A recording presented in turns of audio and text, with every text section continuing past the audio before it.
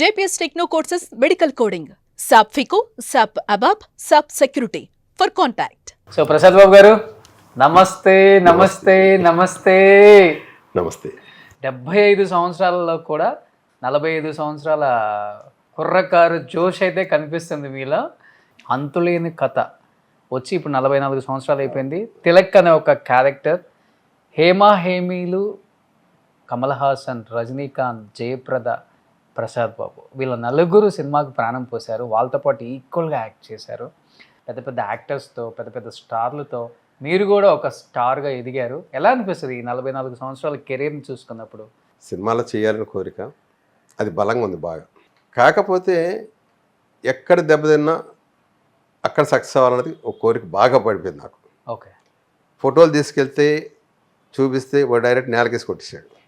ఓ, ఏ మొఖాలు పెట్టుకుని వస్తారా అన్నాడు. అప్పటిదాకా నా ఫోటో నేను ధర్మేందర్ అనుకునేవాడిని, ఒక ఎన్టీఆర్ అనుకునేవాడిని, నా ఫోటోలు చూస్తే నేను అనుకునేవాడిని.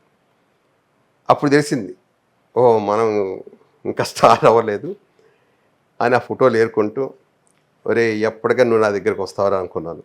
కానీ హీరో కాకుండానే 73 అనుకుంటా అందరూ కొత్త అని స్టార్ట్ చేశారు. అప్పుడు ఈ ప్రొడ్యూసర్, ఈ డైరెక్టరే బజార్లో కనిపించి ఆ డైరెక్టర్, అప్పుడు ఆయన పతనం వస్తుంది. బాబు నా ఒక యాడ్ చేసుకుంటున్నాను, నాకు హెల్ప్ చేస్తావా అన్నాడు. సార్ ఫైనాన్షియల్ అయితే నేనేం చేయలేను, యాక్ట్ చేయమంటే యాక్ట్ చేస్తాను. పర్వాలేదయ్యా నువ్వు యాక్ట్ చేయి చాలు నాకు అన్నాడు. ఫస్ట్ షాట్ యాక్ట్ చేశాను, వెరీ గుడ్ అన్నాడు. సార్ మా రోజు ఎందుకు ఫోటోలు నేలకేసి కొట్టారని అంటే కరెక్ట్గా అడిగావు, కానీ నా ఇంట్లో పరిస్థితి బాగాలేదు, అది నీ మీద చూపించానయ్యా, వెరీ వెరీ సారీ. సార్ చాలా జీవితాలు నాశనం అయిపోతాయండి, మీ పర్సన్స్ ఉంటే మీరు ఏమైనా చేసుకోండి, కానీ మాలాంటి వాళ్ళ కొత్త వాళ్ళ మీద అలా చేస్తే ఓహో నేను పనికిరాను కదా అనుకొని ఫీల్ అయితే నా పరిస్థితి ఏంటి. కానీ ఆ రోజు అలా అనుకోలేను నేను. ఏ రోజు చేస్తే నువ్వు నా దగ్గరకు వస్తావురా అని అనుకున్నా బలంగా. ఆ రోజు బలంగా అనుకున్నాను కాబట్టే రోడ్ బజార్లో మీరు అడిగారు నాకు హెల్ప్ చేయమని. సారీ అంత హర్ట్ అవుతా అనుకోలేదు.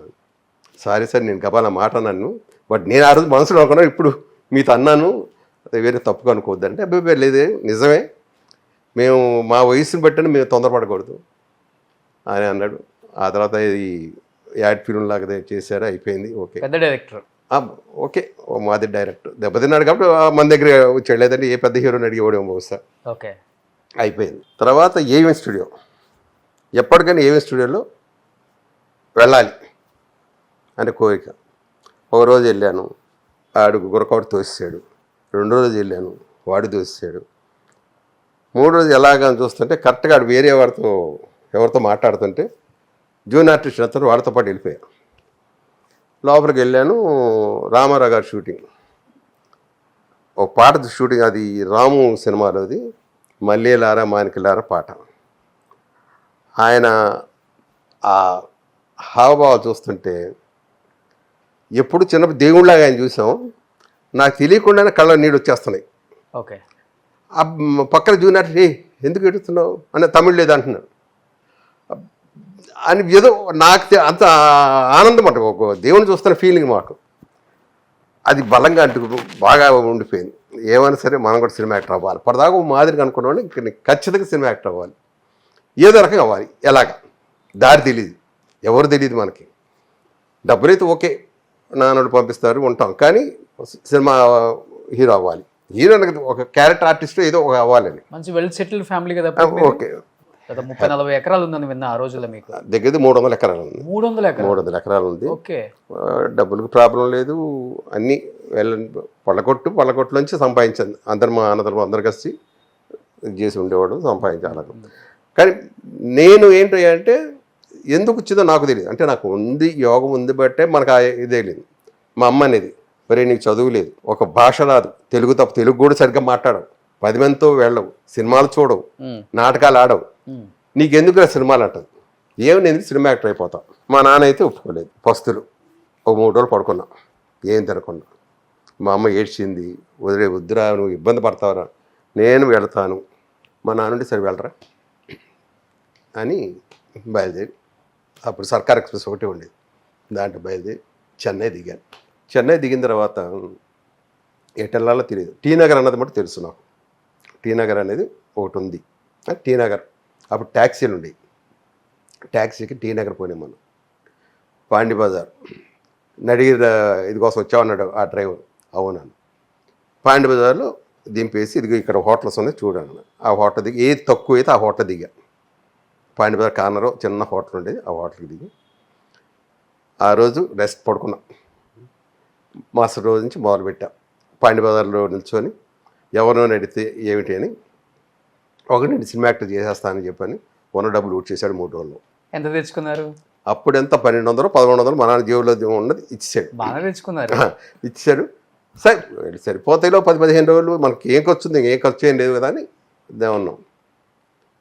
వాడు వెళ్ళిపోయాను, డబ్బులు అయిపోయినాయి, వెళ్ళలేము, ఏం చేయాలి? మళ్ళీ పాండి బజార్లో వచ్చాను. ఇంకా పాండి బజార్లోనే ఒక 5-6 ఫ్రెండ్స్తో అలాగ ఫ్రెండ్స్ అయ్యారు. ఒక 3 కలిసి ఒక రూమ్ తీసుకున్నాం. 3 ప్రయత్నాలు మొదలుపెట్టాం.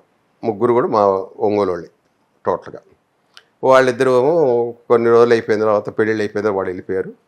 ఇంకా నేను మటుకు ఇదే ఉండిపోయాం. ఇలా అవుతూ ఉండగా ఒకరోజు 73వ సంవత్సరంలో కరెక్ట్గా కొత్త వాడితో సినిమాలు తీస్తామని చెప్పని ఇంటర్వ్యూలు ఫోటోలు గిటోలు తీసుకుని వెళ్తుంటే అప్పుడు దేవరాజు శేఖర్ అని జీకే మూర్తి గీత సినిమా వాళ్ళు ఫోటోలు తీసుకొని సెలెక్ట్ చేశారు. అలా జగమేమాయ దానికి వెళ్ళి అప్పుడు గిరిబాబు మురళీమోహన్ దాంట్లో హీరోగా దానికి వెళ్ళాను ఇంటర్వ్యూకి. అక్కడ మనం సెలెక్ట్ కాల. చేతన అని రంగనాథ్ హీరో అదే సంవత్సరం వచ్చింది. అది నేను సెలెక్ట్ అవ్వాలి. చేతన రంగనాథ్ సెలెక్ట్ అయ్యాడు. జీవితాలు ఏదో ఇంకో సినిమా శరత్ బాబు అదే 73లో వచ్చాడు, అతను సెలెక్ట్ అయ్యాడు. నేను మటుకు దేంట్లో అవ్వాలా, వీళ్ళు సెలెక్ట్ అయ్యారు. 73 మేకప్ వేసుకున్నాను. మేకప్ వేసుకొని సెట్లోకి అడుగు పెడుతున్నాను. అబ్బే ఇప్పుడు వచ్చిన కుర్రోళ్ళందరూ ఏ విషయం లేకుండా వచ్చేస్తారండి అని ఒక చెవుల్లో పడింది. వెనక్కి తిరిగిస్తే వాళ్ళు ఎవరన్నా నేను జర్నలిస్ట్ అండి. అప్పుడు ఆ జర్నలిస్ట్ అంటే కూడా నాకేం తెలియదు. ఓకే. వారిని ఇంత మాట అన్నాడు ఏంటి, ఏమో సెంటిమెంట్కి లోపలికి వెళ్తాను, అడుగు కూడా పెట్టలేదు, గబాని మాట అన్నాడు.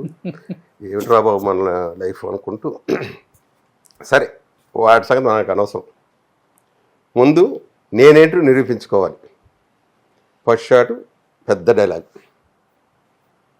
చెప్పేసా. Take 1 claps. ఈ జర్నలిస్ట్ వీళ్ళు కూడా క్లాప్స్ కొట్టారు. అంత అయిపోయింది. అదే సినిమాకి బెస్ట్ హీరోగా 73 సంవత్సరంలో వచ్చిన హీరోలలోకి నేను బెస్ట్ యాక్టర్గా హీరోలో కొత్త వాళ్ళు నేను అవార్డు తీసుకున్నాను.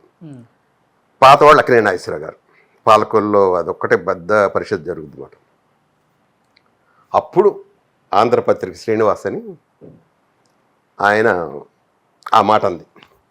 బాగా ఫేమస్, చాలా పెద్ద ఆయన. నాగేశ్వరరావు గారికి మంచి ఇది ఆయనే మొత్తం చూసుకొని ఉంటాడు. పర్సనల్ థ్యాంక్స్ సార్, ఆ రోజు మీరు ఈ మాట అన్నారు, నాకు అది బాగా కడుపులో అంటే ఆయన కంగ్రాచులేట్ చెప్పాడు మాట. ఏ హీరో ఇలాగ వచ్చినందుకు బాగా చేసావా అది ఇది అంటే నేను అన్న, ఆ రోజు మీ పుణ్యమేనండి, మీరు అన్నపోతే నేను బహుశా ఇదే అనేటప్పటికి